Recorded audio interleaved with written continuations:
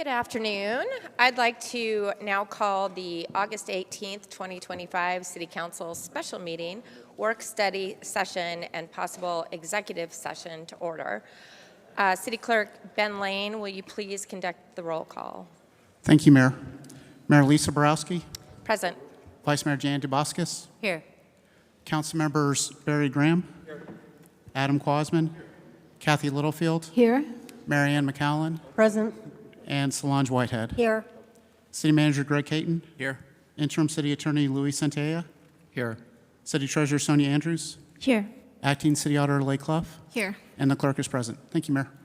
Thank you. And this afternoon we have Scottsdale Police Officers Jesse Lanez and Eric Bowles, as well as firefighter Derek Clucker. If anybody needs assistance, please let a member of our staff know. This afternoon I'd like to ask Councilwoman Littlefield if she'll lead us in the Pledge of Allegiance.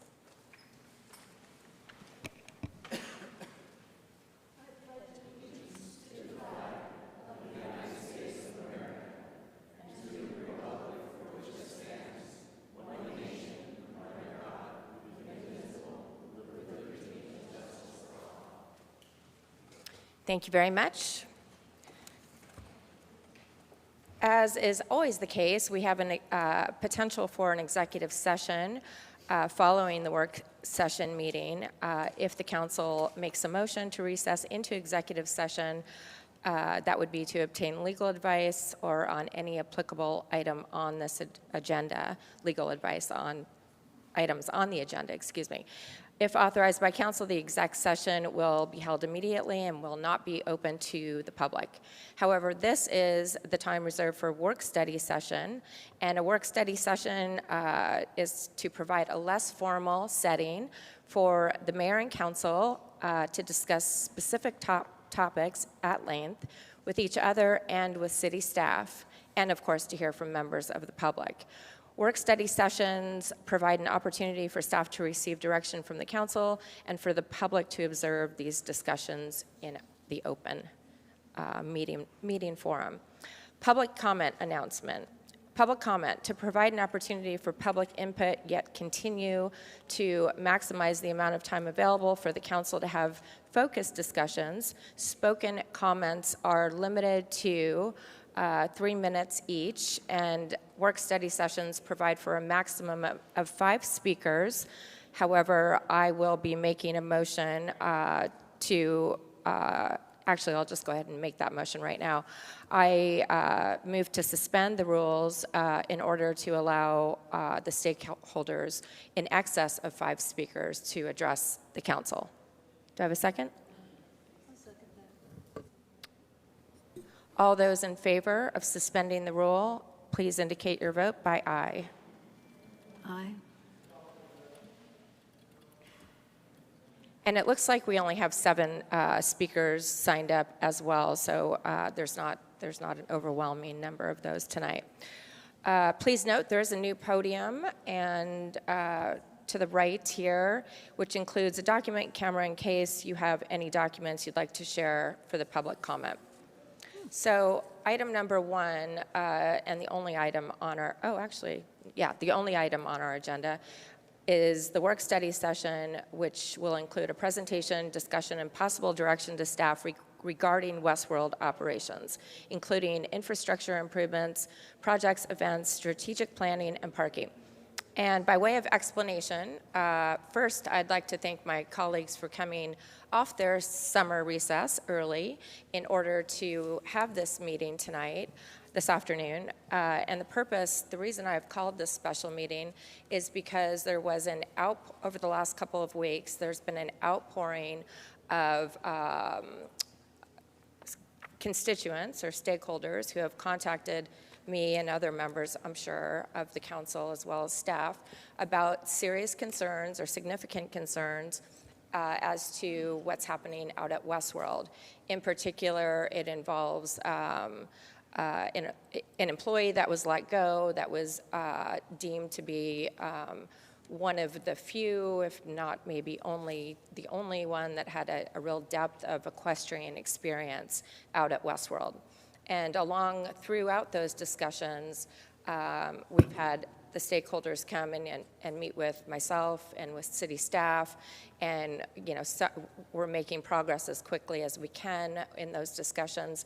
But the purpose of tonight's forum is to really hear from you, the stakeholders. You are our partners at Westworld, and that involves equestrian and non-equestrian users as well. So I'm delighted to see the turnout. The number one, in my opinion, the number one business of the city of Scottsdale and your elected officials is public service, or serving our customers, which are all of you. And I take that very, very seriously, and I'm sure every one of my colleagues does too. So in addition to management and administration concerns at Westworld, I've heard a lot about concerns having to do with infrastructure that is not being kept up, especially with respect to the PA system out there, drainage improvements that are set to start and hopefully will be done expeditiously, stalls that have fallen into ill repair. There's a very long list. So, I know we'll hear about that tonight and hear what we have staff who is going to respond to those concerns as well. And as part of our tourism economy, Westworld is a gem that was actually acquired by the city to serve as an equestrian facility. And I know we, of course, have the iconic Barrett-Jackson that has been there for so many years, and many, many other events that really define Scottsdale and certainly contribute to our booming tourism economy. So it's important for me, on your behalf, to take a serious look at how we're maintaining this facility. It's an asset, and we're the portfolio managers, right, in terms of policy. We need to keep shining the silver out there, right, as all the equestrians in the room can attest.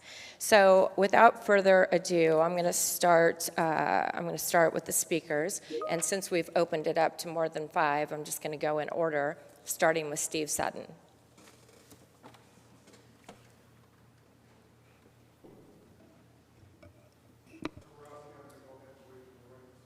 Okay, thank you.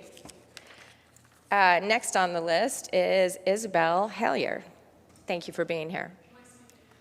You're going to go right over to this podium. This is new for all of us here, so there it is, hiding back there. Okay. So my name is Isabel Hallier, and I own Pup Festival. We hold large-scale dog events, free dog community events in Arizona and California. As you said, Mayor, Westworld is absolutely a gem. And in the summer, we have 2 events at Westworld that are absolutely a haven for dogs because it's a free event and it's open to the community, and the dogs come, and when it's super hot in the middle of the summer, they have a huge event to go to that is free, open to the community. It has agility course. Everything's free. So you come, and there's a lure course, has a fake rabbit on track, 200 dogs racing for dog races, prizes. You literally leave with free stuff. It's a great event. In the middle of the summer, Westworld is our only place we can do it indoor. Unfortunately, the parking fee is a big deterrent. So free admission, usually we do free parking, and now there's that parking fee that's $10. So I suggest that during the summer when it's slower, and those dog events are a huge event for the community of dogs that have nothing to do in the middle of the summer, that we waive that parking fee for those big events. That's number 1. Number 2, if you do keep the parking fees, I suggest that there are multiple types of payment that are allowed, not just cash, because we have people coming from Mesa, Tempe, even California, all the way to Westworld, and they get there to pay the parking fee, and they don't have cash. So Venmo, just have different types of payment. But ultimately, it should be free because it's a free community event. And that's all I have. Thank you, Isabel. Thank I really you. appreciate you being here. And Isabel actually got this conversation rolling in terms of Westworld. Isabel came to my office and introduced her idea, what she does there. 3rd year, you were going to do it this year. And because of the parking, and it's, like she said, a free community event where all the rescues can meet in one place, and it promotes adoption, what better cause, that's a wonderful, beautiful cause that I think we can all get behind. And because she was going to be the contract provided that she was going to be getting charged $10 a car, or not she, but visitors would be. Meanwhile, the contract provision had not been enforced the first 2 years. And just given the type of an event that it is, she thought it's not going to work for my people, 10 bucks a car. So she actually canceled PubFest as a result. So this is an example for me of form over substance. We lost your business there because of $10 parking fee, and I see why you did that. So one of the things that I hope my colleagues and I will be evaluating as a policy matter is, should we be charging at Westworld for parking when that is an amenity that taxpayers have paid for? So thank you for being here tonight. Craig Jackson is next.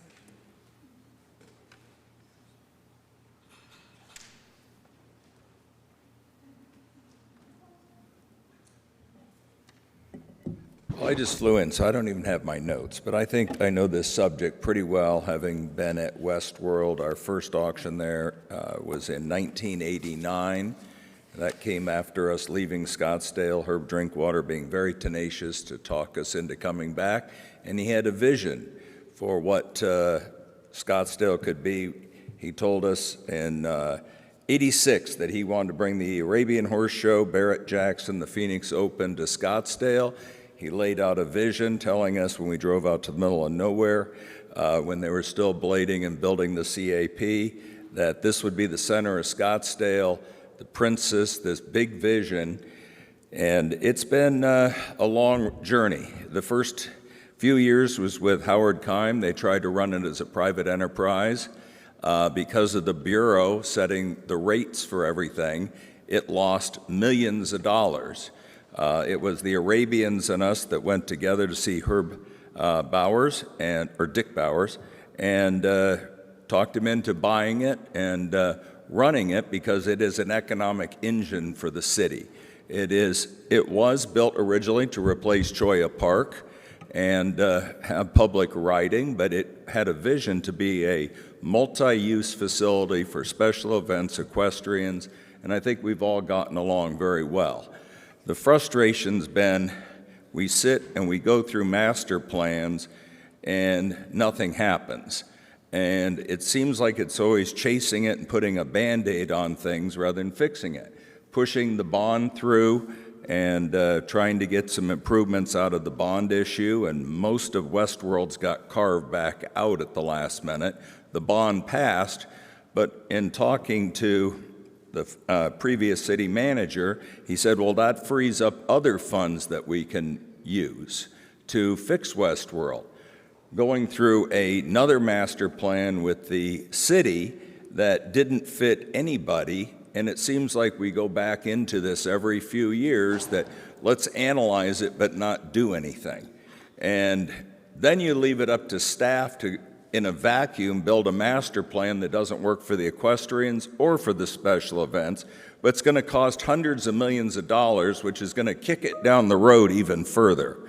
I've seen this play. I sat with Michelle Johnson, the Quarter Horses, Michelle from the Arabians back in 98 to set forth a master plan for Westworld that never happened. We've had numerous studies done, numerous meetings, and it just seems like it is the ugly stepchild of Scottsdale, even though it generates millions of dollars of bed tax and sales tax, as we do from sales on-site and off-site. And I just hope that the City Council will give a clear direction to fix Westworld. We suffer from a lot of drainage problems, and that was because things are done as a Band-Aid. Well, we'll just blade the ground and make it so you can park on it. We should slope it so that the water doesn't run through all the infrastructure you built. And that seems to be the way they did it. And it's always, well, we'll just do this, but we'll come back and fix it, and it's been decades. So I love the city. Westworld's a jewel. Herb Drinkwater's original vision could still come true. It just needs somebody to stay focused on it and help us fix it. We've given list after list of improvements. Casey McDonald, who runs our operations, works for us and the Arabians. We've had a good working relationship with everybody to figure out what works best for everybody in a cost-efficient manner. And I hope we can come to some resolution to actually fix the place before we have a catastrophic event that cancels an event. And I've been that close a few times, and the drainage is a huge, huge issue. Thank you. Thank you, Craig.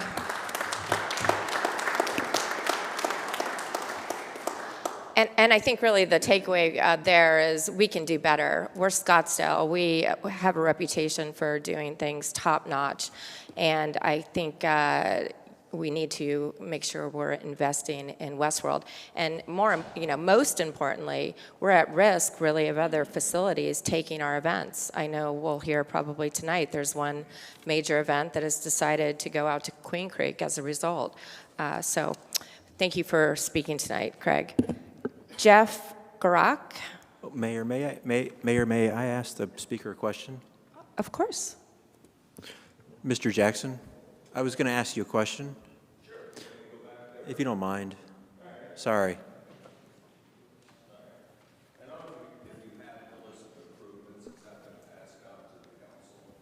I don't think so. I don't see that up here. All right. We can hand them out if you would like, but this is something that's been worked out with staff for quite a while when we went through the bond issue, trying to prioritize everything, everybody working together. Yes, if I could answer your question. Yeah, thank you, Mayor. Mr. Jackson, sorry to haul you back up to the it's microphone. okay. Thank you for all that you do, your special events for Barrett Jackson. Let me just start by saying that. Thank you. Appreciate it. Can you say just a little more about just the average? We hear a lot about drainage on Westworld, and I just want to hear it from your point of view. What is the area of the drainage of the campus that is most vexing? Can you just sort of illuminate that for people that aren't? So it's two areas. For us, the entire 52 acres the city bought plus the 10 acres that lead in, that sheet flows. So the city has looked at that. There's also a cross drainage that goes across, and that comes from up north in DC Ranch. It comes right by Tom's Thumb. It goes under a bridge, and then it's a makeshift channel. When that overflows, it runs, as Westworld was meant to be, towards the retention basins. The goal was to make it go towards the back of the property with culverts and proper angles. I have pictures which I have shared with staff, and it shows it sheet flows across there, and if our tents were up, it would sheet flow probably this heavy of a rain, tree limbs, all sorts of stuff. In the back of the property, in the equestrian area, in the areas that we want to improve in the future, it was built too low. When the open Equidome was there, it worked fine in some of the areas, but they didn't think when they built TNAC as a whole, the surrounding areas and some of the bathrooms that were put in, what is it, by 7 and 8? Which one? 5 and 6 are actually under where the water sits. Right. So a lot of this is just bad planning. When they were building TNAC, Casey had to let them know, you're building it 1.5 feet below the parking lot. And he goes, well, this is my drawings. But nobody looks outside, and what's the bigger picture, how all the water flows. So I go back to, put a Band-Aid on this and hopefully it's good, but nobody really thinks how it all. Now, Jim Thompson did have them do a drainage study to fix it for us and the equestrians.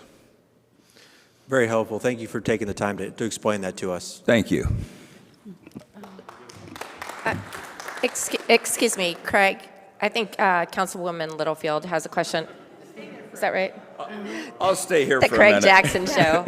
I know a lot of the history there, so fire it away. Just grab a chair. I just had a question. You said that our previous city manager had done a study on this drainage, on what would work for both the equestrians and you guys. Was that ever looked at as far as actually putting that into practice, building it? They were supposed to. It had a dollar figure tied to it, and it was supposed to be in the budget. and that's right about the time Jim left. So I don't know what happened there, but it just seemed to not move forward.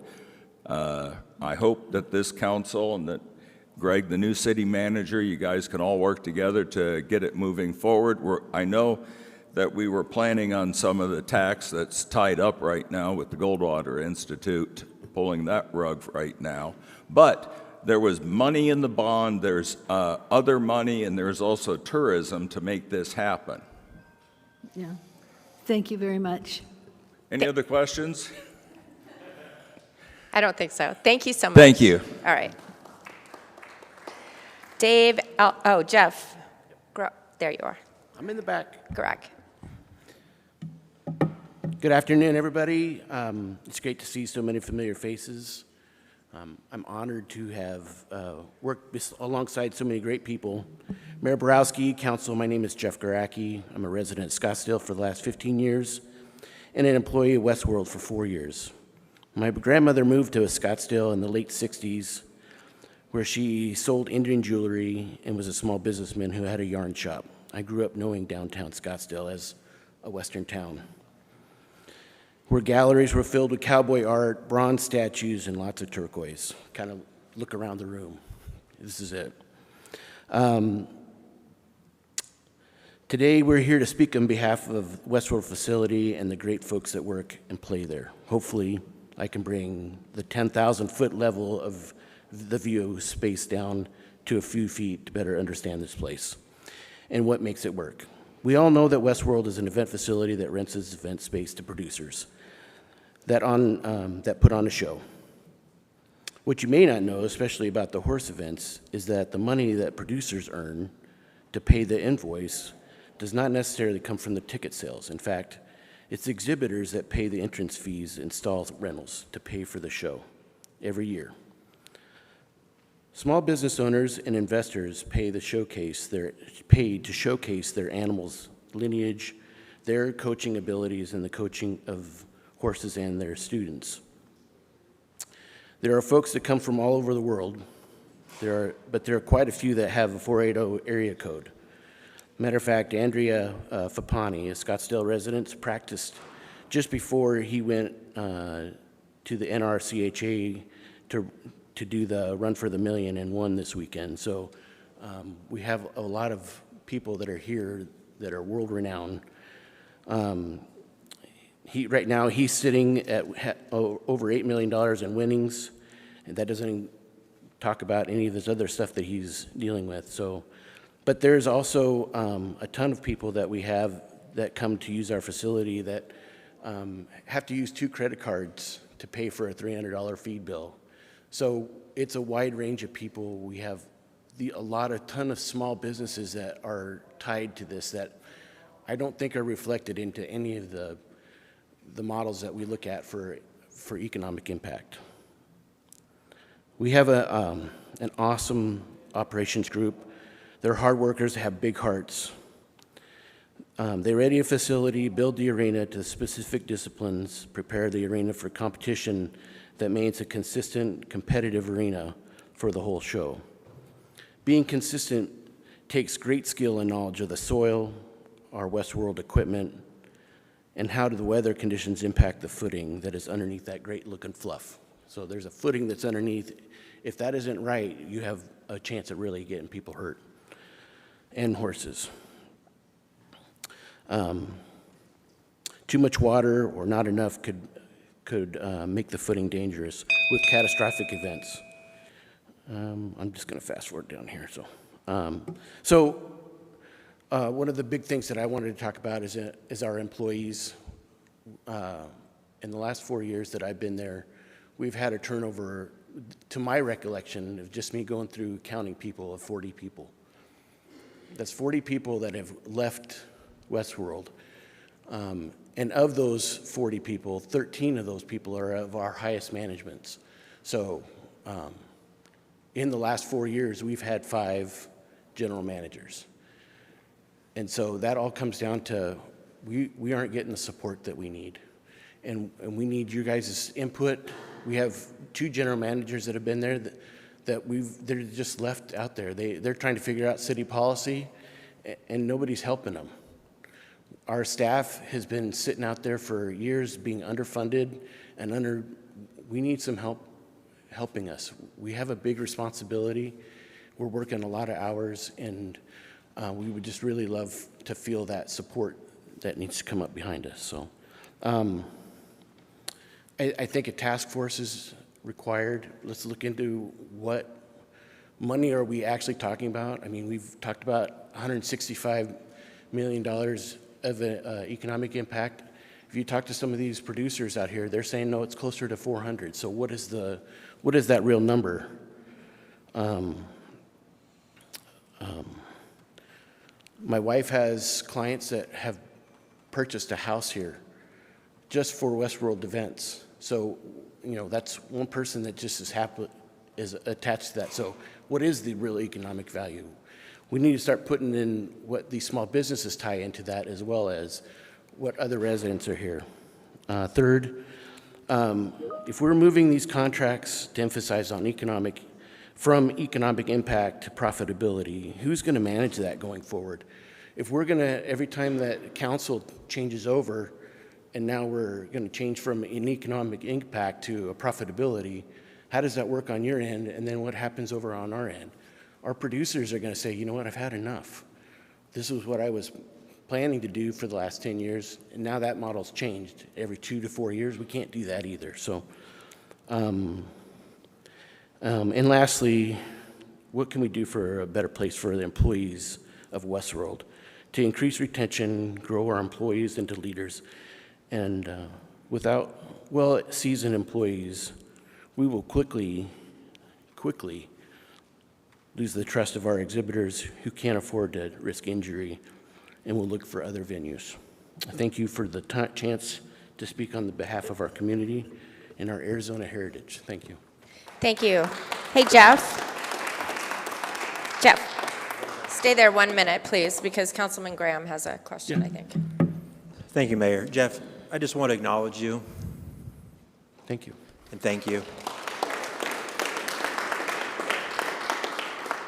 It's an almost 400-acre campus. You guys have countless tenants. You work weekends. You work holidays. It's a tough schedule. Yep. And that schedule that flips. So for the first quarter, you work the first half of the month, or the first half of the week, then you flip to the second half of the week, and then if an event comes in, you are working mornings, and the next thing you know, you're working an all-night drag. So what those guys do out there is unbelievable. And then now that we're shorthanded, the only way that we get that covered is everybody works overtime. So we have guys that work 18 hours a day sometimes. So it's it's thankless sometimes. Probably it's a complex operation that requires specialized skills. So I wanted to take a moment to acknowledge that. Thank you. I also wanted to just acknowledge 4 managers in 5 years. Is that what By you the said? way, 5 managers. 5 managers in 4 years. That's pretty destabilizing, isn't it? Yeah. Yep. That affects. I mean, and those are our top leaders. I mean, it's not just the general managers, but we've had Nick Molinari that has now moved away. And Right. We have. Not everybody's left, but there's been changes, But promotions. there's been changes. But yeah. 5 managers in 4 years. That reminds you of the 5 emperors in 1 year. Yeah. From the Roman Empire days. And then out of that, you have, out of the 4 years that I can year of recollect, 5 we have 13 members of the operation group that have come and gone.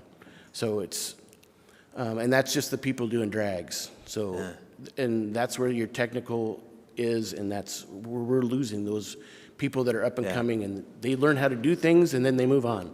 I wanted to acknowledge you and Michelle, your wife, who's in the room with us. And you are Scottsdale residents, so thank you. Correct. Yep. Thank you very much. Thank you. All right, Dave Alford, followed by Tracy Wagger. Do I not know how to say your last name? Wagger? Just so long as you call me.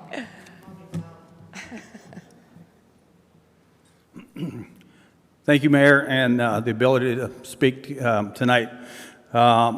we could talk for hours and hours, days and days about the infrastructure and drainage and the footing in arenas, but I think that's committee business, and I think you're on it with the great meetings we've already had. So I'm going to kind of make this about the history and what I know and where I come from, and it's going to sound like I'm running for office here, but trust me, I'm not running for office. You guys got this. So anyways, longtime resident, born and raised in Scottsdale. All 72 years of my life have been Scottsdale residents. And I need these. I went to Lowell Elementary School, Scottsdale High School, when I used to still be here.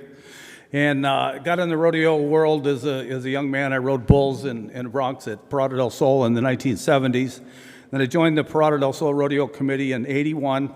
And for the last 41 years, I've been the shoot boss and now the general manager of the rodeo. And for 20 years, I also ran the Parada del Sol Parade. I'm the curator for the Old Town Rodeo Museum on 2nd and Brown, and I've really brought some life to that corner right across the street from the blacksmith shop, so we sure have a lot of fun. We sure have a lot of fun, and if you haven't been there, please come by. So my dad joined the Parada del Sol Committee in 1953, and he was on the very first rodeo committee. And it's mostly my dad's collection that makes up the 50s and 60s rodeo memorabilia on display to keep the history of the westmost town alive. I think it's not just a great slogan. I think it's actually true, using the westmost western town as our slogan, and we're doing our best to keep that history alive. First rodeo was at Greasewood Gulch, and I don't know if there too many of you were around that know that what it was, but it was on the corner of Main and Scottsdale Road on the west side, and it's basically a put up fake Western town, and if you didn't wear Western clothes, you were arrested, and the JCs would extort $1 out of you to get you out of the jail. Miss Kitty was the saloon girl, and Dick Van Dyke was the hanging judge, so it was pretty entertaining. Then in 1956, Parada del Sol became a PRCA Pro Rodeo and moved to where Fashion Square is. So for 2 years, Scottsdale Road and Camelback was where the rodeo grounds were. And then in 1958, we moved to the brand new facility that Herb Drinkwater and Charlie Smith and all those guys spent all their nights and weekends building right next to the baseball stadium. And we stayed there at that for many, many years. And when I was in school, you got out on Friday at half a day so you could go to the rodeo. And so that was just how well the city supported and the school district supported us. In 1985, we moved to Rawhide. And we would have gone to what was then Horseman's Park, except for it wasn't ready for a rodeo. So the original Cholla Park, I'm going to jump around a little bit. Original Cholla Park was the police department's firing range, gun range. And we, the Scottsdale Saddle Club built an arena there, and it was going to end up being the Parada del Sol Arena, but we moved to Westworld, Horse World at the time, because it was available, and they had great brand new shoots, and we put the rodeo on and had a covered arena, and it was fantastic. So for now Scottsdale Rodeo, and we now have 2 rodeos. We have one in March, our big Parada del Sol rodeo, which sells out all 4 days, and we have a second rodeo, which is the first full weekend in September. Both of them are covered on the Cowboy Channel, which has over 44 million viewers, subscribers to it. And so it gets Scottsdale a lot of recognition. And it's live in March, it's live on TV. So my point of all the history here is just recognizing the historic events at Westworld and protect and thrive at Westworld and all the designated equestrian events that are there. The equestrian community is a huge economic driver, from the minis to the Arabians to hunter jumpers, all the quarter horse disciplines, and of course the rodeo. Our rodeo with over 500 contestants and 100 specialty personnel and 5,000 fans a night, food, beverage, hotels, diesel fuel, restaurants, visits. The impact is staggering. So in conclusion, Westworld needs to share a portion of the food and beverage with producers if that's possible. I know that's committee business, but that I think is a big driver to help events stay there because we take a lot of expense to put them on. So whether we called it Horse World, Joya Park, Speed World, Car World, Rave World, RV World, it's still Westworld to me, and I'd love to keep the West part alive in Westworld. Thank you. Thank you. Thank you, Dave. Really appreciate it. Tracy Wager.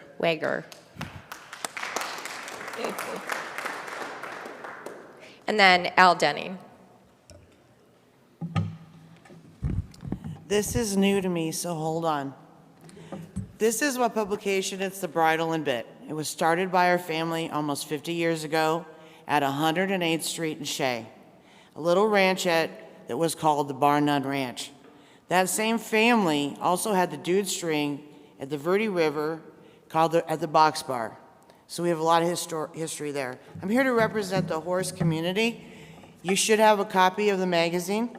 I think with 168 pages, you can see that I represent that area. There really are no problems at Westworld, but there are problems for the horse community without the correct management. What I'm speaking about is not about firing anybody. It's a very, very simple solution. There was a misleading economic study from ASU that was presented, and it was misleading in several ways, and concerning the economic impact of the equestrian groups. It wasn't misleading for Barrett-Jackson or anything else. And by the way, Craig Jackson is just the greatest guy. He really is. On June 12th, Westworld terminated Larry Gimple, who was the assistant general manager.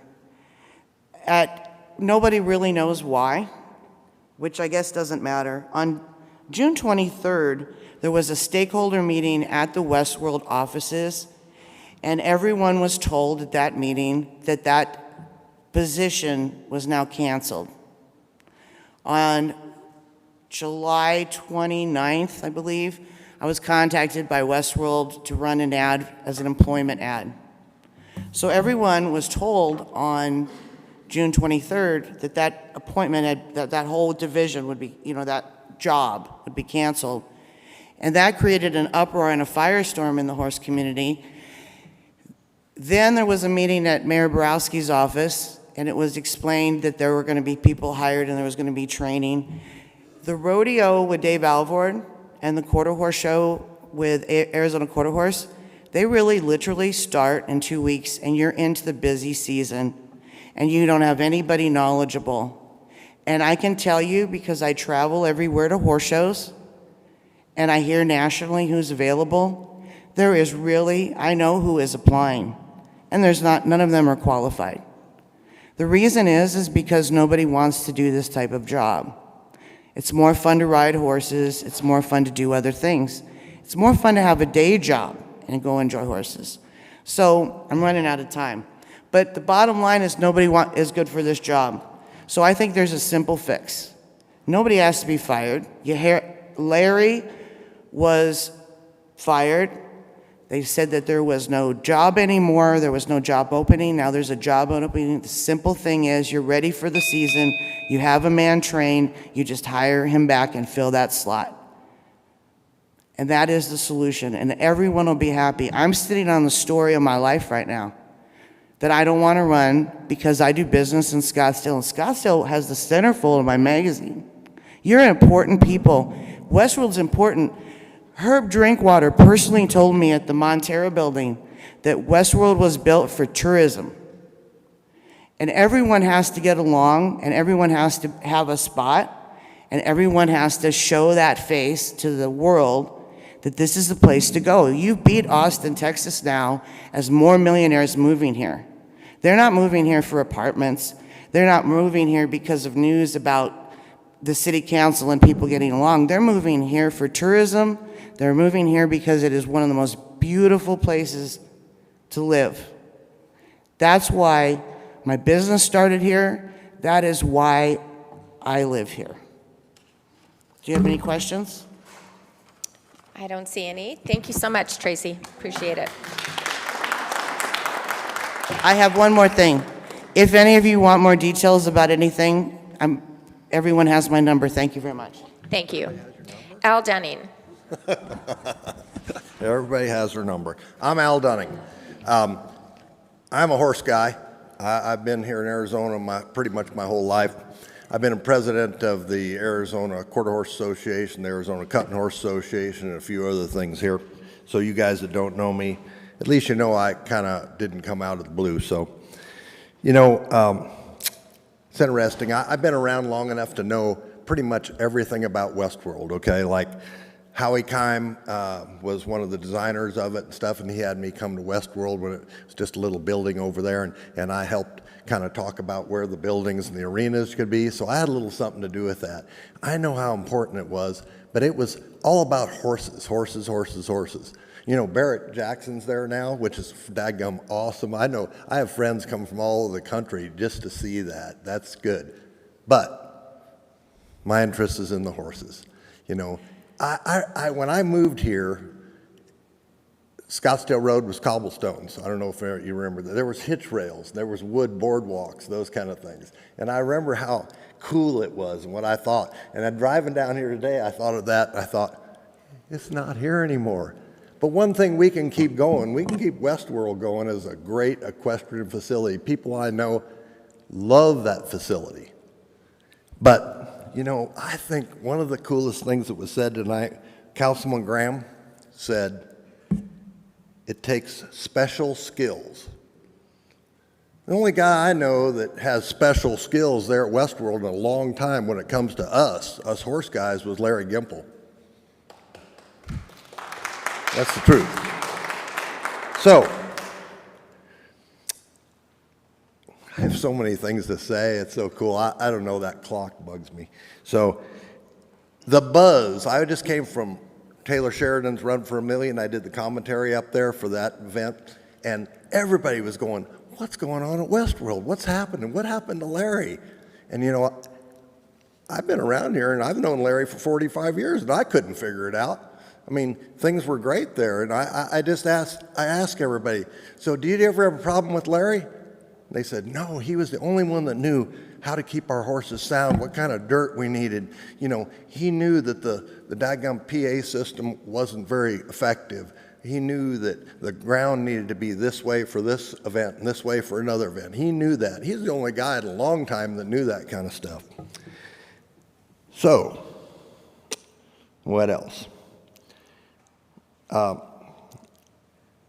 Larry got the axe, okay, and it surprised the heck out of the industry, okay, not just Arizona horse people, but it surprised out of all the people that are putting on the shows. You know, and I think you left out an important event.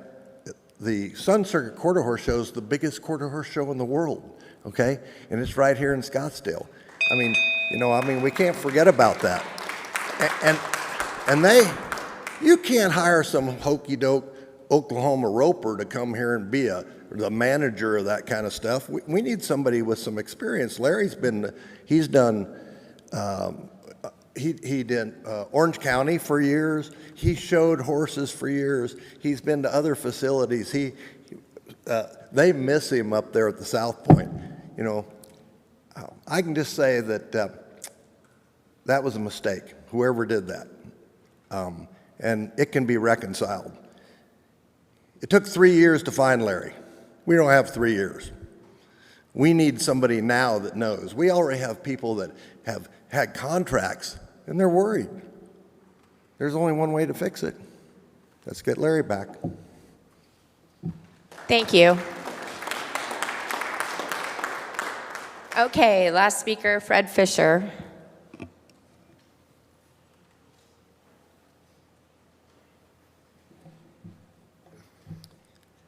Mayor, council members, my name is Fred Fisher. I'm the current president of the Arizona Quarter Horse Association. Our CEO, Doug Hulls, is out of town and unable to speak tonight, so I've been asked to read the following prepared statement. The city of Scottsdale, in my opinion, is one of 4 cities that are leading the equestrian cities in the world. Westworld is central to this accolade. We're here to educate and inform the council of the importance of continuing this distinction for many years to come. The recent termination of Westworld's assistant manager, Larry Gimple, has left the facility with no equestrian representation in management. This is very concerning to the Arizona Quarter Horse Association, as well as to all of the producers of equestrian events at Westworld. Westworld has had 3 general managers in the past 3 years. All 3 have had no knowledge or experience in producing equestrian events. The first 2, hired after the retirement of former GM Brian Dygert, had no event management experience nor equestrian experience. The most recent hire for GM has event experience, but no equestrian experience. Recently, the equestrian producers of Westworld have met a few times with Will Lofdow, Greg Catone, and Jody Doyle to discuss the lack of experience in equestrian events at Westworld in management. These individuals have been very receptive and have agreed to hire a new assistant manager with equestrian experience. We very much appreciate their meeting with us and promise of continued communication.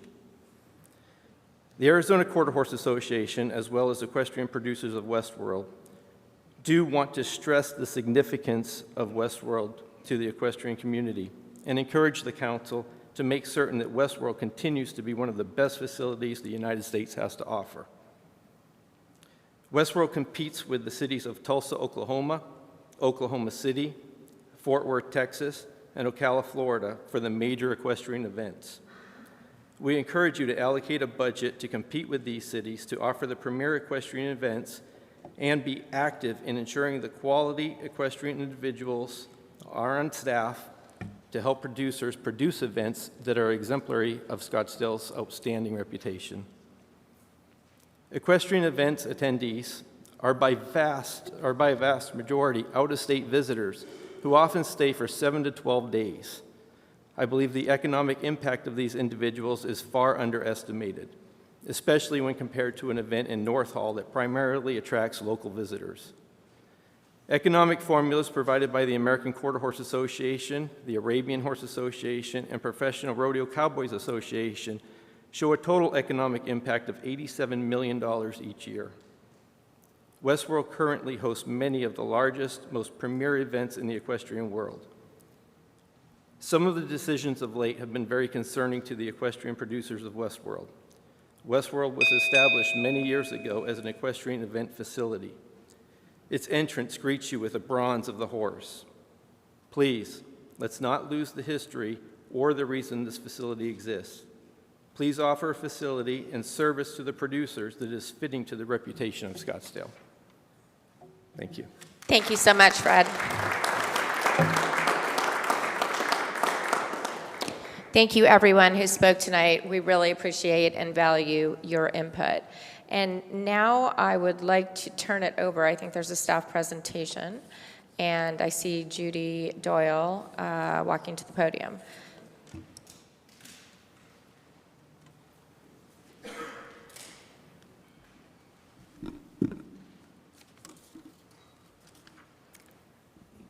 Good evening, Mayor and members of Council. I'm Judy Doyle, and I am the Senior Director of Enterprise Operations. And today I'm going to walk you through an inside look at Westworld, where it's been, where it is now, and the steps that we are taking to make sure it continues to be one of Scottsdale's most valuable community and economic assets.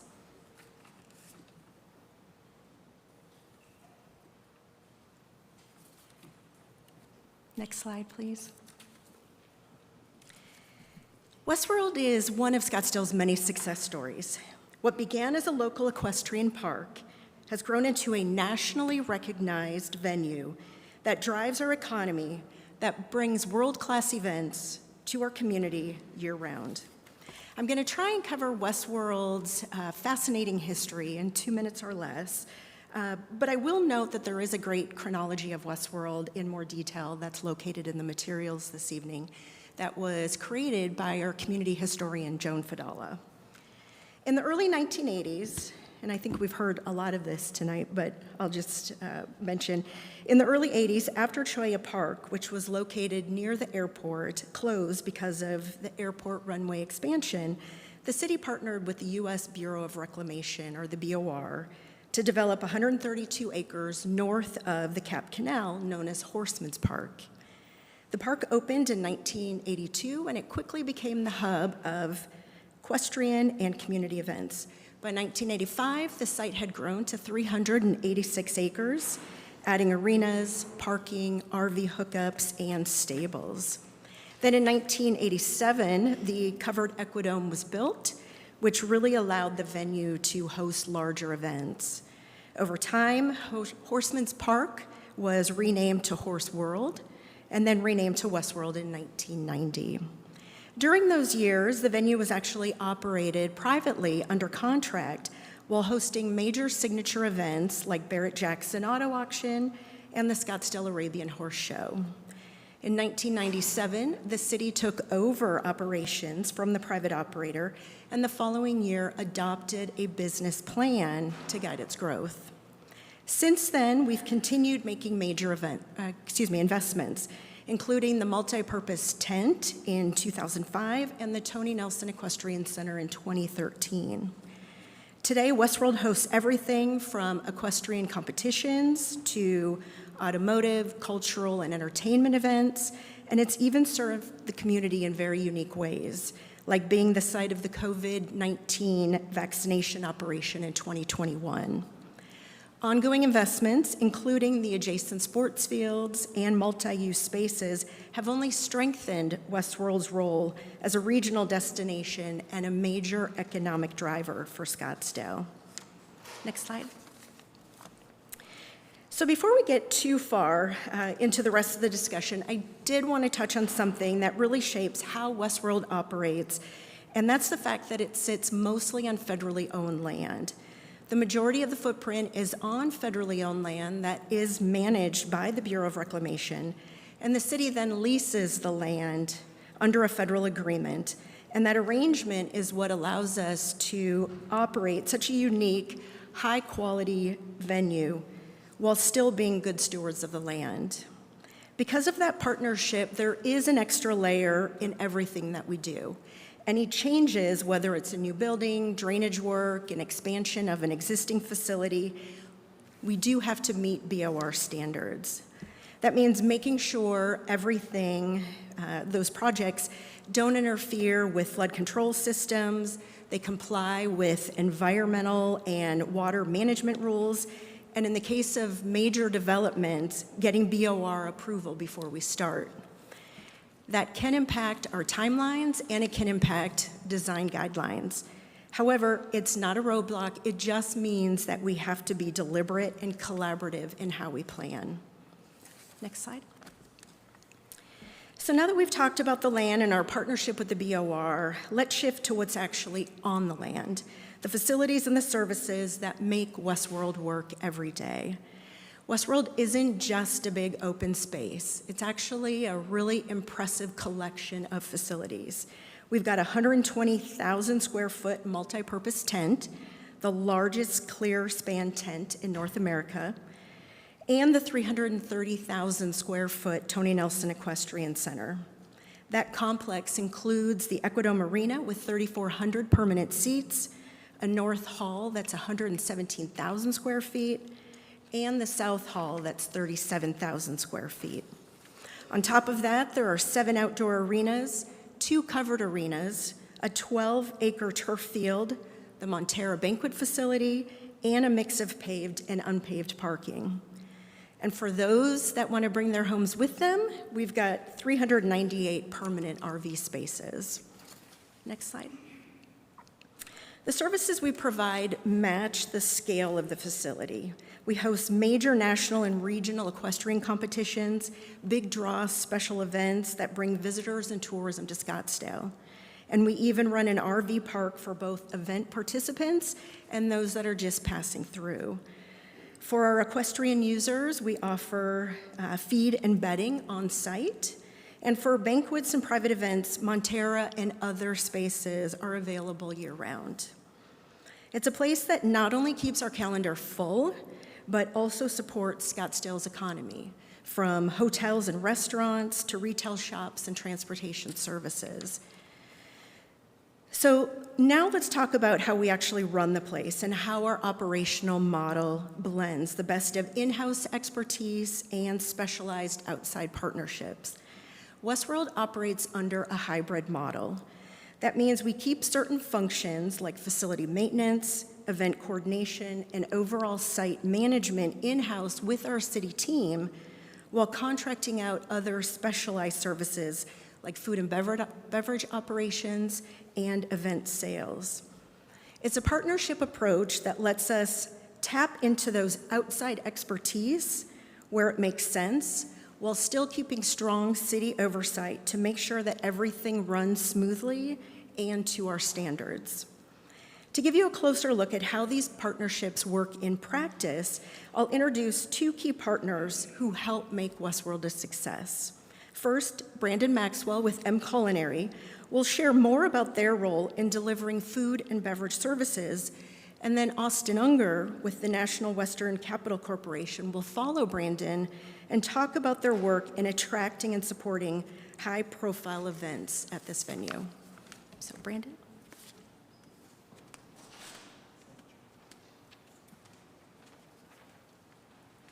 Thank you, Judy. That was a very nice introduction. Brandon Maxwell, M Culinary, CEO, 32-year resident of Scottsdale. M Culinary was founded in 1997 at the corner of Pinnacle Peak and Pima Road. So we, too, are a Scottsdale-based founded business. We currently do business all over the valley as well as the country, but Westworld is very special to us as we are founded in this fine city. We have 150 full-time employees, 500 plus seasonal employees.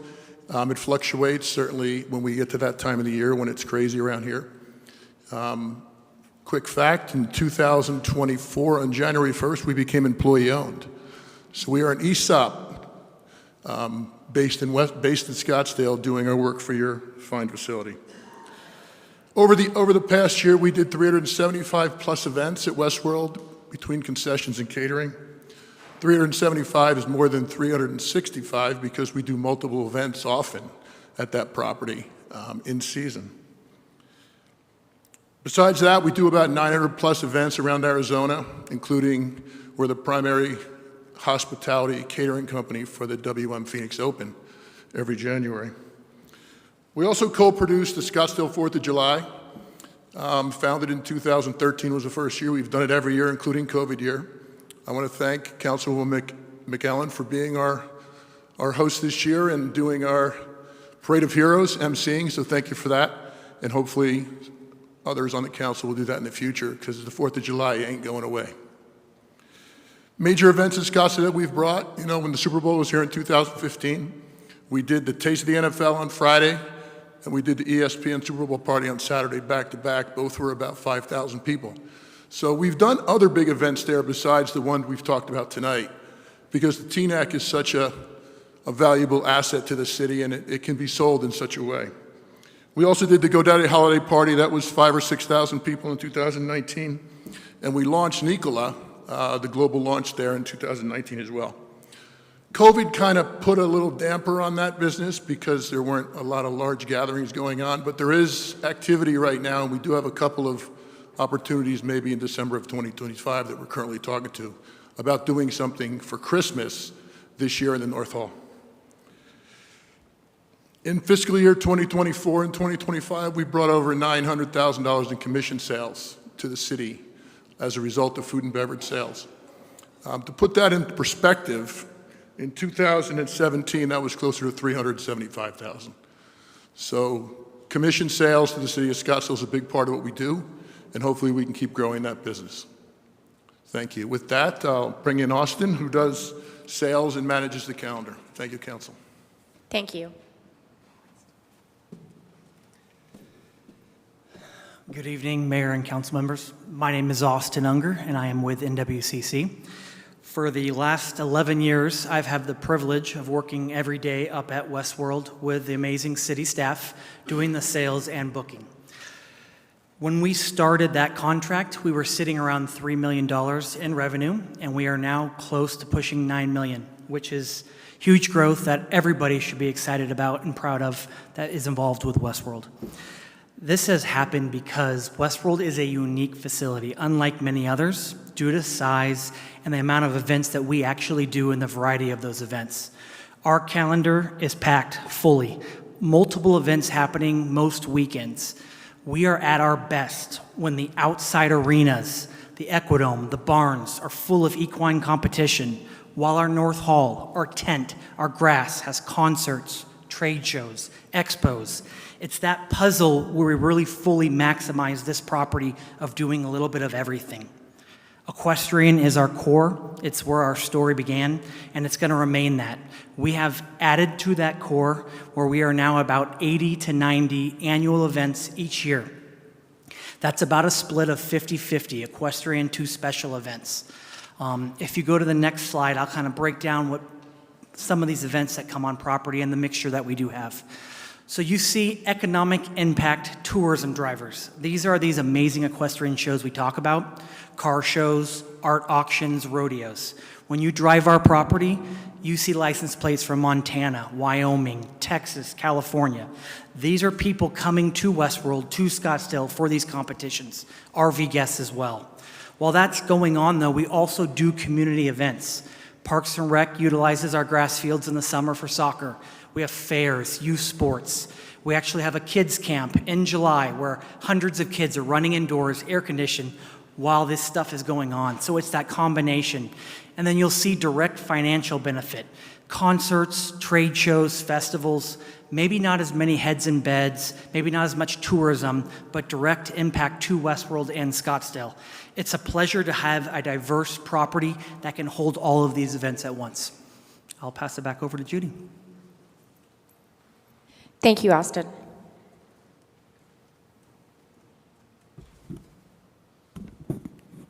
Much taller. Next slide. Yeah, thank you, Brandon and Austin. Their passion definitely shows, and it's a true testament to how that partnership makes Westworld successful. So now let's take a look at the types of events that we're hosting and how often the facility is in use.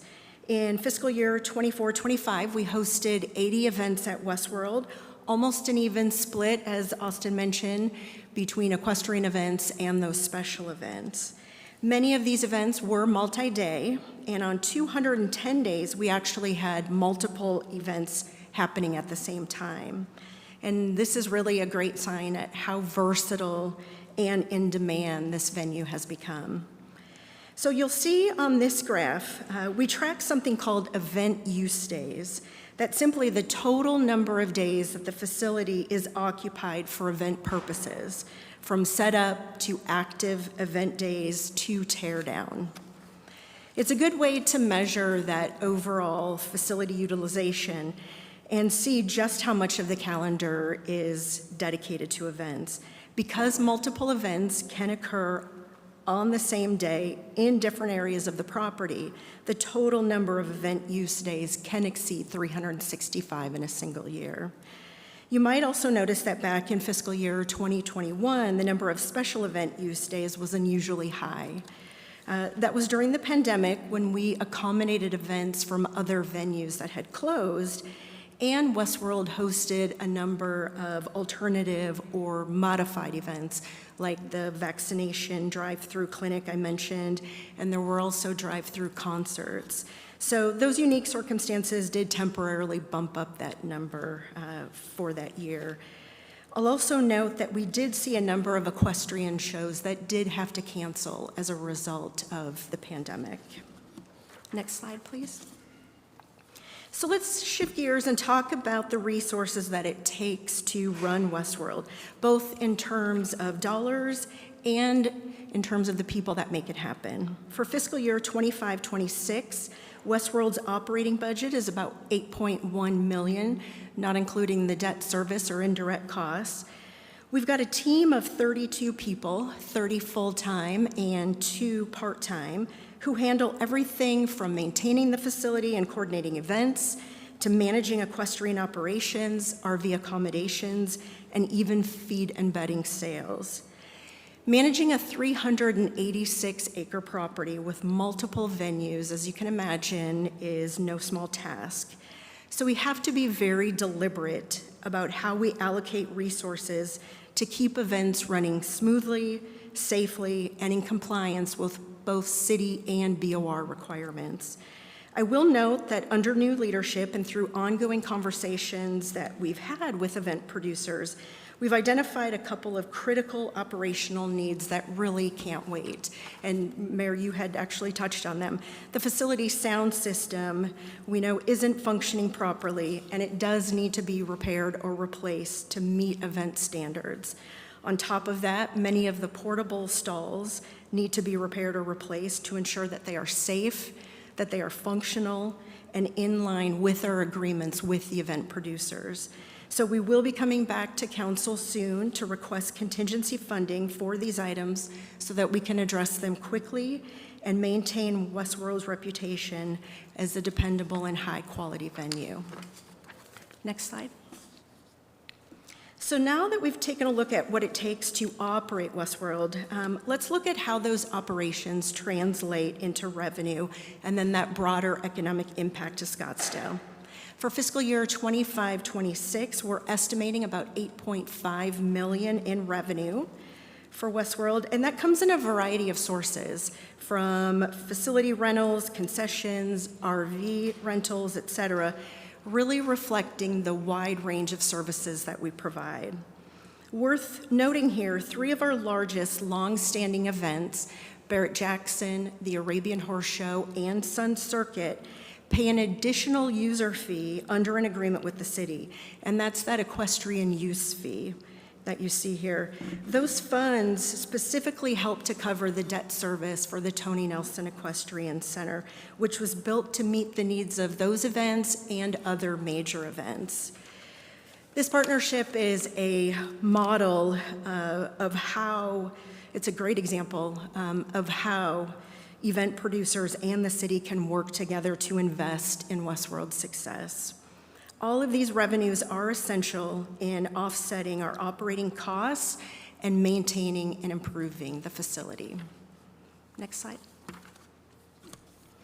Of course, revenue is only part of the story. The real question here is, what does all of that activity mean for Scottsdale's economy? That's where the economic impact comes in.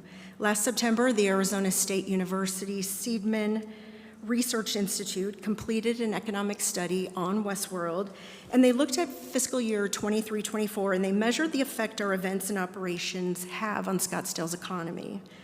The results were impressive. Westworld activity generated about $163.6 million in the state GDP, supported roughly 1,800 jobs, and produced $85.6 million in labor income.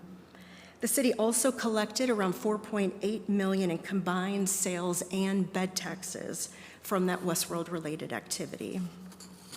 Next slide.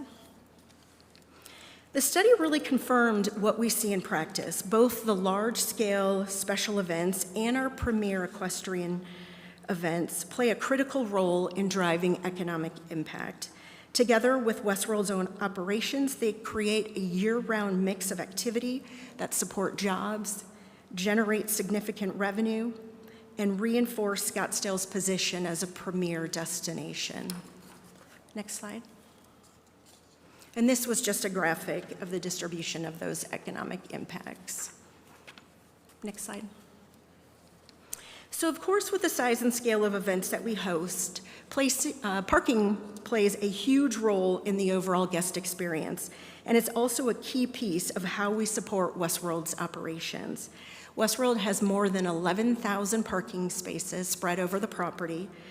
Paid parking was first introduced back in 2002. With paid parking, we're able to designate different areas of the property for public parking, VIP or reserved parking, restricted access parking for the competitors or staff, et cetera, so traffic flows more smoothly. Parking operations are handled by a contracted service provider. For each vehicle park, Westworld receives $3. And that money then goes into a special revenue fund, which can then be used for improvements to access and parking areas. Next slide. Parking is $10 per vehicle, and of that $3 per vehicle stays with Westworld as revenue, the $3 I just mentioned, and $7 covers the vendor operations. So there's no direct cost to us or the event producer. It's really a pass-through, since neither we nor the event producers are paying for parking operations out of pocket. This setup means that we can provide the service without adding costs while still generating a steady stream of revenue to help support Westworld. And it does more than just bring in revenue. It helps improve efficiency, it enhances that customer experience, and it keeps events running safely. In addition to the parking revenue that I just mentioned, we also get parking revenue for use of the Westworld property for the Waste Management Phoenix Open. Next slide. So now that we've talked about current operations, let's look ahead, because keeping Westworld competitive and in top condition means having a clear plan for the future. Our infrastructure master plan is essentially our roadmap for making sure Westworld continues to meet the needs of our event organizers, our participants, and guests, not just for today, but well into the future. Some of the top priorities that were identified in the plan include fixing key drainage issues, improving access and parking flow, and expanding shaded areas, all of which are eligible uses for Proposition 490 funds via debt service. And I say via debt service because a stipulation of Proposition 490 was that debt will be issued for any identified eligible capital projects, and then the Prop 490 funds will be used to pay the debt service. So making sure that we're targeting the right things, we've been talking directly to our largest event stakeholders, and these are the folks whose events collectively help generate hundreds of millions of dollars in annual economic impact for Scottsdale. They've given us some clear priorities. Things like doing the drainage improvements that are in this year's budget, completing a new entryway, paving more parking areas outside of the event footprints, and expanding or upgrading the North Hall into more usable, climate-controlled space. They've also identified other needs, like permanently covering Arena 7 and replacing the aging asphalt flooring in the North Hall with a polished concrete. Altogether, these projects will help us retain our major events, attract new ones, and make sure that Westworld offers the same level of amenities and capabilities as other premier venues across the country. This planning process is almost complete, and once it is wrapped up, we will be bringing that full infrastructure master plan to council. Next slide. So while the infrastructure master plan gives us that longer-term vision for Westworld, the 5-year capital plan is where that vision starts to take shape, outlining the specific projects, the timelines, and funding sources that will move us forward in the near term. Our 5-year capital plan includes about $47.8 million in projects from fiscal year 25-26 through fiscal year 29-30. The list does continue on the next slide that I'll get to in just a minute, but first I wanted to say that you'll see in the 5-year plan those major drainage projects that I mentioned that were identified in the infrastructure master plan, the Bahia Drive, the Westworld Drive, and the interior drainage. So Mr. Jackson, those are the projects that we've been talking about, and they are in the budget. These drainage projects will be funded by issuing debt service that will be serviced with the Prop 490 funds, and they'll make the facility safer with less disruptions to those major events and all events. You'll see the public address system cabling. This is the sound system that I mentioned previously. The project is technically scheduled for next year, but as I mentioned, the system is in such poor condition and needs to be addressed now that we will be coming back and asking for contingency. Next slide.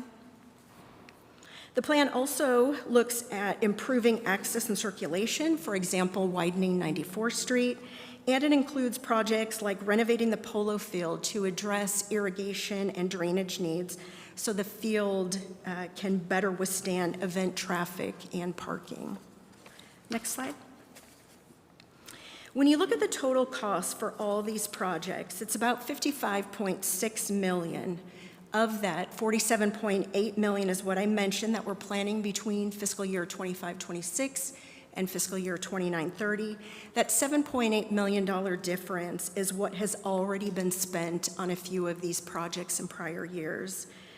One of the biggest projects is the $14.1 million renovation of the horse barns, and this really is a must-do to keep those barns safe, functional, and competitive for our signature equestrian events.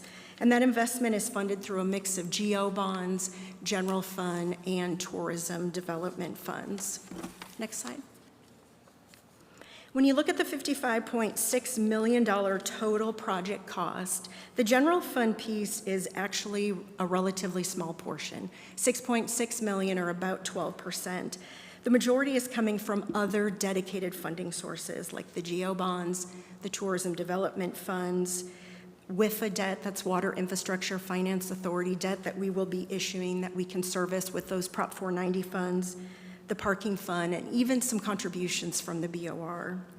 This approach allows us to deliver these major improvements without putting that full burden on the general fund. So that's a look at where Westworld stands today, the operations to investments and the impact that we're making. Now the next step is shaping where do we go from here. And that's where I will turn it over to our city manager, Greg Caton. Next slide, please. Thank you, Ms. Doyle. I think as council and the audience can see, we have a comprehensive plan to move forward. I think it first starts from my perspective with getting the right management in place, as you can see from our general manager, who's not spoken this evening, but a part of the facility, and then Ms. Doyle as the senior director over this operation. We definitely have dedicated the resources and continue to do so. That just starts at the management level. I will say some of the short-term needs that you've heard about from the users and you've heard about this evening, because we were taking a listening approach in the spring time to hear from our users and do the assessment of the facility and the needs that are out there. We weren't able to include some of those in the 25-26 budget. So that's the first thing that you will see coming back to you within the next 100 days is direction and potentially authorization on some of those short-term fixes. And then two further items that I want to emphasize as we move forward. The next is the strategic plan. And I can appreciate how this may seem like we've done this before over the years, but it's so important to have a document like this that really transcends the people.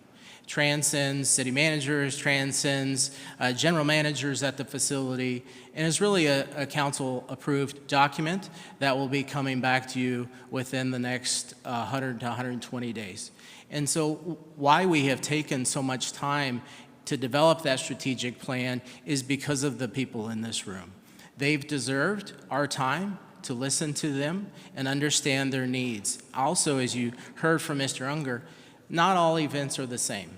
And so we want to not make that at the operational level, but make that at the strategic level by city council to understand, are we having a nice portfolio, a nice mix of events that support the community, support economic development, further, and so on and so forth. So you can see that will be coming back for your approval after our conclusion of that with the stakeholders.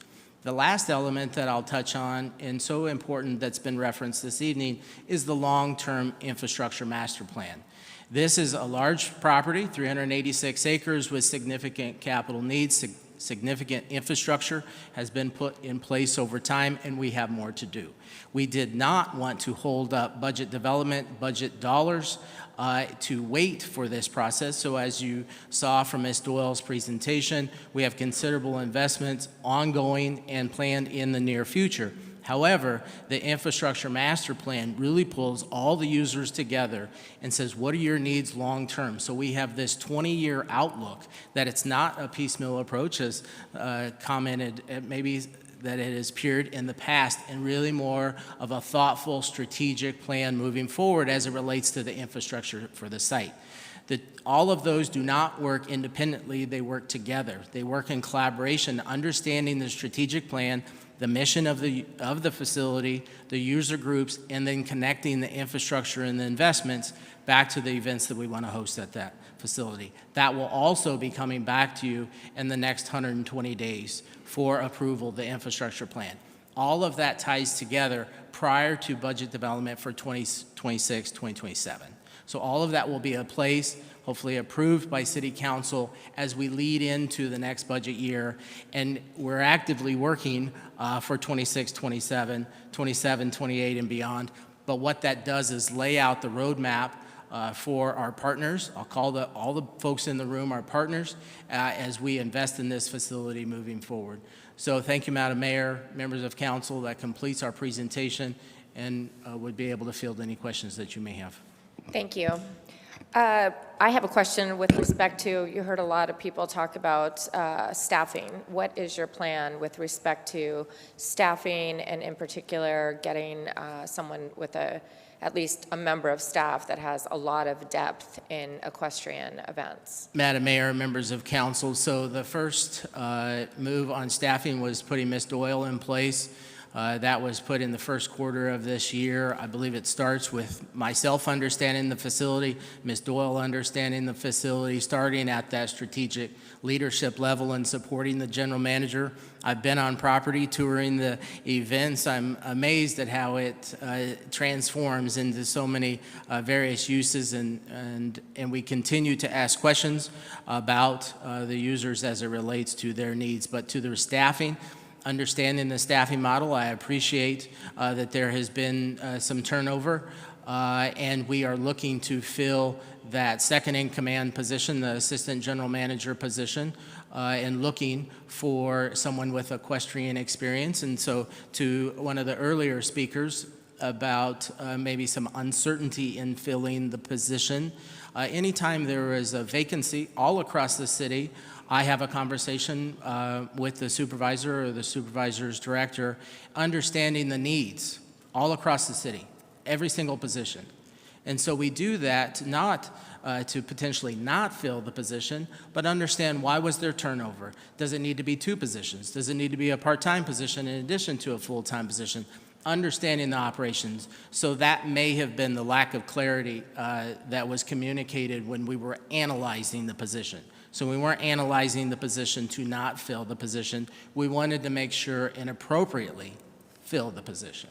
So we have done that. We've listened to the users loud and clear that there needed to be equestrian experience. We've opened the position. We've closed the position, and we are going through the applications as we speak now. In a parallel process, we are also exploring, I'll call it short-term, interim assistance and support, and have been in a parallel track, again, working collaboratively with the users. They know this area as they've spoken to, and we respect that, and we've received some suggestions. And we've reached out to those individuals, and again, on a parallel track, looking to resource as appropriately. We've also tapped our existing staff. And I'm pleased to say, as you've heard from some of the comments this evening, we have very talented staff members out there. And anytime there's a vacancy, there's opportunities for some stretch and opportunities for new involvement. And we're certainly tapping into the existing staff. And then again, I can't emphasize enough our partners, 2 of which you've heard speak tonight about the entire management and how we look at that facility. Thank you. Councilman Graham. Thank you, Mayor. I want to thank all the presenters today. I want to thank staff and city manager as well as the stakeholders.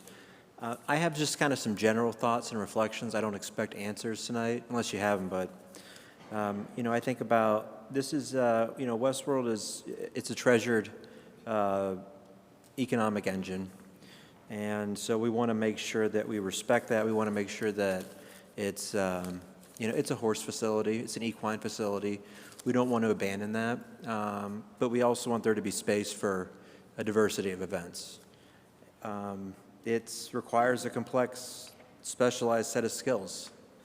And part of that is really we can't, this is just kind of basic operations, but no organization, must be reliant on one person. We've got to have bench strength. If we're relying on one person, it's impossible to totally avoid that when an organization has a CEO or a very special rainmaker type or an ops director. But when you're too reliant on one person and you don't have bench strength and backups, you are vulnerable to their departure, to those kinds of things.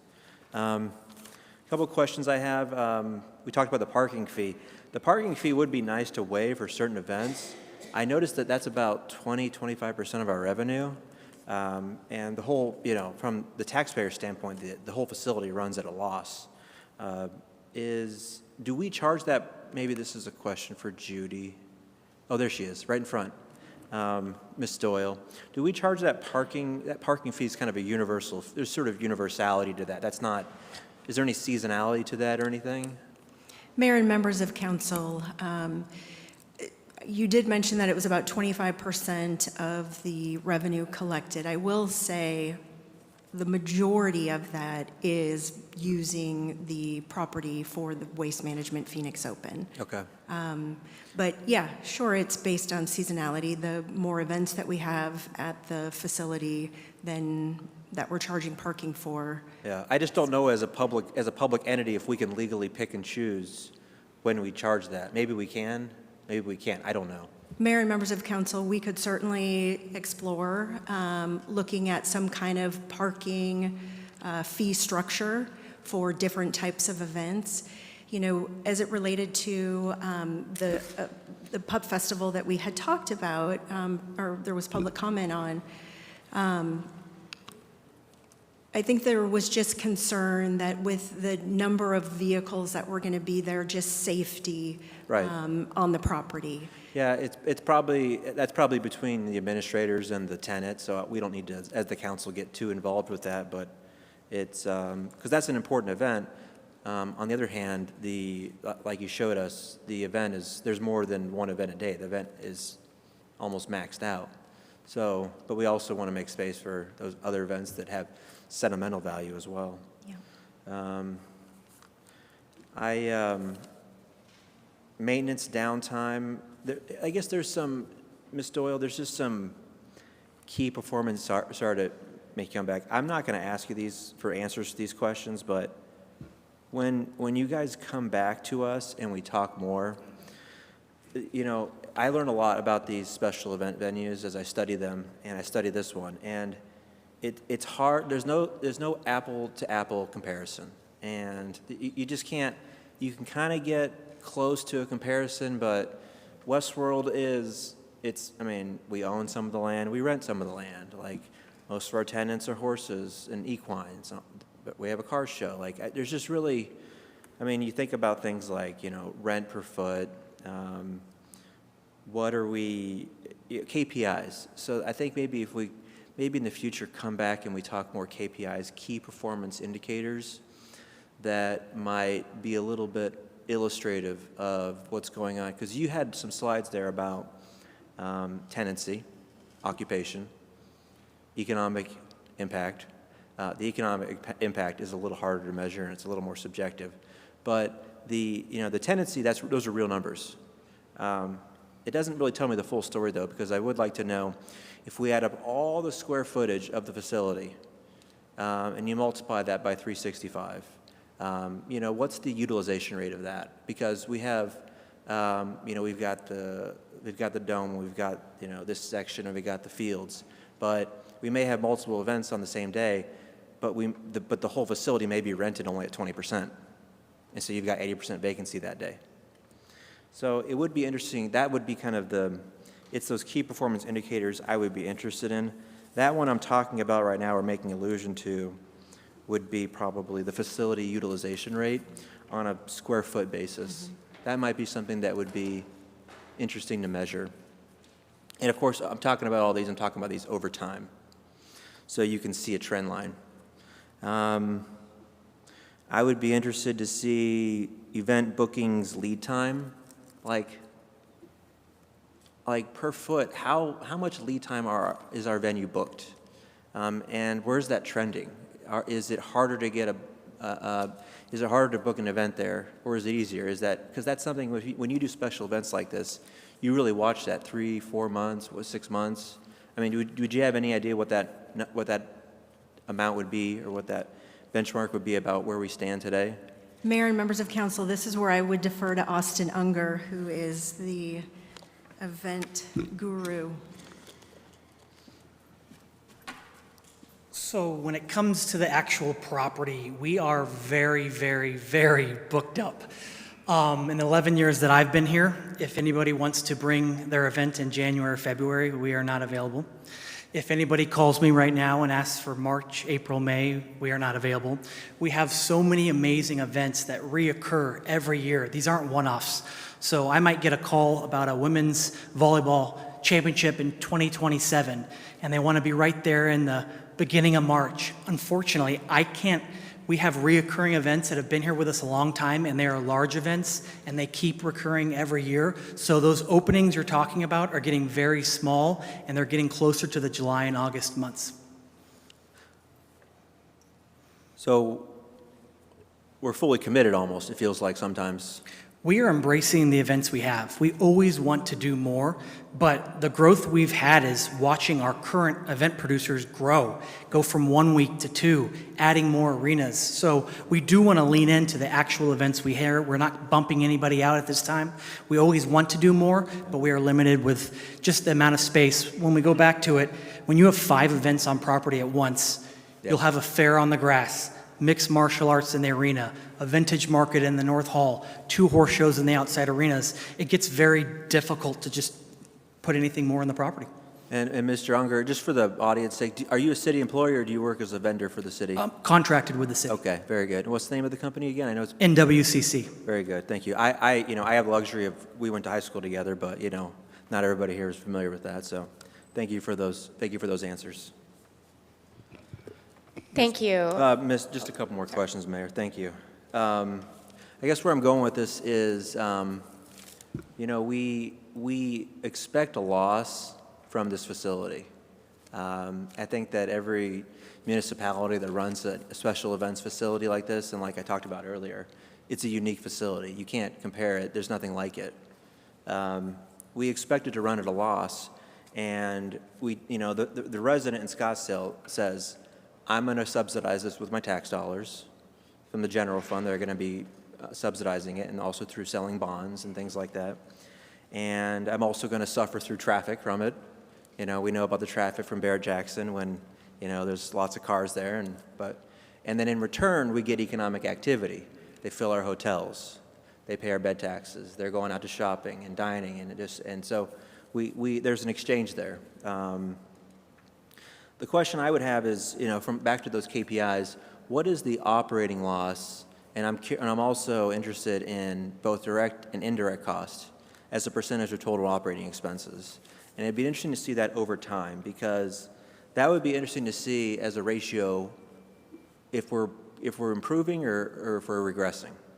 And that would tell the taxpayer a lot of information about, it doesn't tell them the full story, because even if that ratio is getting worse, maybe the economic benefit is outweighing it. But it would be nice to have that information.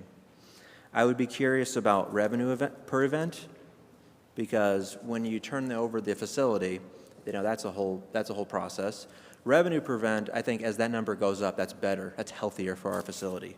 I'd be interested in cost per event. So take those total operating expenses, direct and indirect, and divide them by the number of events.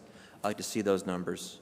Tenant retention rate is a big deal in special events, because that is, if we don't retain tenants, that's a red flag for our facility. So if we want to see, not only do we want to see the tenant retention rate compared to our comparators, if there are, whichever they are, but we also want to see it trending over time. We talked about event booking lead, which I get it. Those high times, it's probably years, decades in advance, Nobody's getting those particular times of the year. Facility utilization rate per square foot, we talked about that earlier. I'd be interested in maintenance downtime. And I would be interested in what we are charging rent per foot per year. So those are some costs. Those are some thoughts I have. We can't do it all. I mean, we care up here about, are we charging tenants enough rent? Are we recovering enough? We also care about operation. We care about employee satisfaction, employee turnover. We care about customer satisfaction, tenant satisfaction, employee satisfaction, operational efficiency. All this stuff is so important. And there's a lot that goes into it, and people are concerned because there's some red flags. So maybe some of these KPIs could be illustrative and sort of help us home in, help our staff home in, where we can maybe work on and focus on. Thank you, Mayor. Thank you. Councilwoman McCallum. Thank you, Mayor. Thank you all for coming tonight. I appreciate especially the equestrian community coming out and bringing, to the forefront why Westworld Horseman's Park exists, and that it's evolved over the years, and that our needs as a city for economic impact has also evolved. I'm looking at the list that Craig Jackson gave us about needs, and his show went from very small to huge, and one of the largest events that happens in Scottsdale, why people come here. But there are a lot of other events that are now signature events that happen at Westworld, and I appreciate Austin speaking and telling us a little bit, how full Westworld is, but there still are some unique spaces. A perfect example is the polo event. It's going from 2 days to now an entire weekend and expanding. So those are things, opportunities, similar to what Councilman Graham just talked about, looking at what are our opportunities to expand. And for me, I think it's really important to expand the equestrian events so we maintain that westmost western town appeal, because I do believe that people still come here for that, as well as the glitz, the glamour, the country club, the beautiful golfing. But people do love the equestrian, and we want to keep true to our roots with that. So my question, really, you don't have to get up, Austin, but I'm curious if you are taking the time to work with our Tourism and Economic Development Commission to make sure that events that are seeking funding, just like the polo event just did, like the rain event did last year, that there's sponsorship opportunities for those events that do want to come here, and maybe they want to come here in a month that we're booked, but maybe they can get a better opportunity if they come at a time that's not so convenient for them, but might allow Westworld to maintain that roots and that nature of equestrian feel, which allows us to invest in Westworld and have the taxpayers understand that we're investing in what you wanted initially, but that it is bringing return. Because we don't, nobody wants to run a venue at a loss, but if there is a greater good where we can do part of the year to sustain our events as opposed to them all being like Barrett Jackson, that, you can't all have events like that, but we can support those other events like the PUP event, things like that. So Judy, I know you've got a lot on your plate, but working with outside groups to maintain a focus to support, I love the idea of a task force to bring those types of things to the forefront, kind of like what the mayor did with just having the meeting. But maybe looking a little deeper into that plan, like what our city manager talked about, that 5-year plan, which, again, Mr. Jackson had said, oh, I've seen this plan a million times. Well, maybe this is the final plan. Wouldn't that be great? And that it doesn't fluctuate with councils and it doesn't fluctuate with city managers. Wouldn't it be great if it was in stone? So those are my suggestions. Again, I appreciate all of you being here, and thank you for your time, Judy. Thank you. Thank you. Councilwoman Littlefield. Thank you, Mayor. And thank you all for coming tonight and for being a part of this discussion. I think it's hugely important for Scottsdale. Thank you, Judy, for all that you're doing to help Westworld and to work with the event people to make it the best that it can be. You know, most people don't know my background. I was born and raised here in Scottsdale. I was born in Mesa because Scottsdale didn't have any hospitals back then, but I lived here all my life. And I lived on horse property, actually, but we never had horses. I had a calf once, and my dad tried to help it. It was hurt in transit, and he took it over to one of the ranches. I don't know if it was McCormick Ranch or Gainey Ranch, but one of the big ranches in town. And he said, "Here, mend this calf, and you can have it."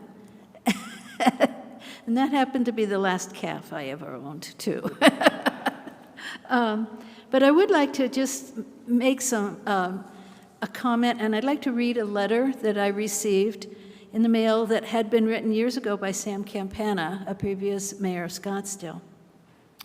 And it's about Westworld, and it says, "A cornerstone of Scottsdale's equestrian legacy and tourism economy."